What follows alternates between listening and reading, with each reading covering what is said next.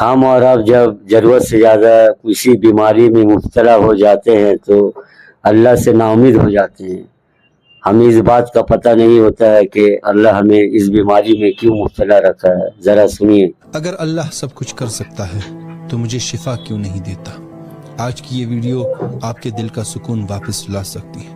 بس سن لیں آخر تک. اللہ تمہیں شفا دینے پر قادر ہے، مگر کبھی وہ تمہیں بیماری کے ذریعے اپنی محبت سے بھر دیتا ہے تاکہ تم صرف اسی کے ہو جاؤ. یاد رکھو، یہ بیماری تمہیں توڑنے نہیں بلکہ تمہیں رب سے نزدیک تر اور قریب تر کرنے کے لیے آئی ہے، کیونکہ اللہ جب آزماتا ہے تو عطا کی بھی تیاری کر رہا ہوتا ہے. جب تم بخار میں تڑپتے ہو تو تمہارے گناہ ایک ایک کر کے تمہارے جسم سے ایسے جدا ہوتے ہیں جیسے پتے خزاں میں درخت سے جڑتے ہیں. کیا تم نے کبھی سوچا کہ تمہیں شفا نہ دینا دراصل تمہارے لیے ایک اعلیٰ مقام کی تیاری ہے جو صحت کی حالت میں تمہیں نصیب نہ ہوتا؟ بیماری سے اللہ تمہاری تربیت کر رہا ہوتا ہے.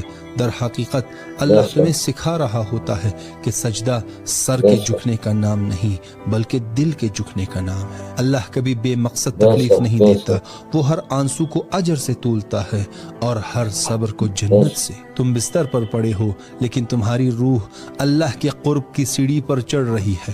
تمہیں نظر نہیں آتا تو کیا، اللہ تو دیکھ رہا ہے. یہ بیماری تمہارے پچھلے گناہوں کا پردہ پوش بن کر آئی ہے اور تمہیں اس حالت میں چھوڑے گی جب تم جنت سے قریب تر ہو جاؤ گے. امام علی علیہ السلام فرماتے ہیں کہ بیماری روح کی آزادی ہے، تو جان لو کہ تم قید نہیں بلکہ حالت پرواز میں ہو، اللہ کی طرف پرواز کر رہے ہو. اور ذہن میں یہ بات بٹھا لو کہ ہر درد جو تم برداشت کر رہے ہو قیامت کے دن اللہ کی بارگاہ میں ایک نورانی گواہ کے طور پر پیش ہوگا اور اللہ کی بارگاہ میں گواہی دے گا، اے اللہ تمہارا یہ بندہ راضی رہا اور صابر رہا. اگر تمہیں شفا نہیں مل رہی تو اپنے آپ سے ایک سوال پوچھو کہ جسم کی تکلیف کو برداشت کرنا اگر انسان کو جنت کے دروازے تک پہنچا دے تو کیا یہ سودا نقصان کا سودا ہے؟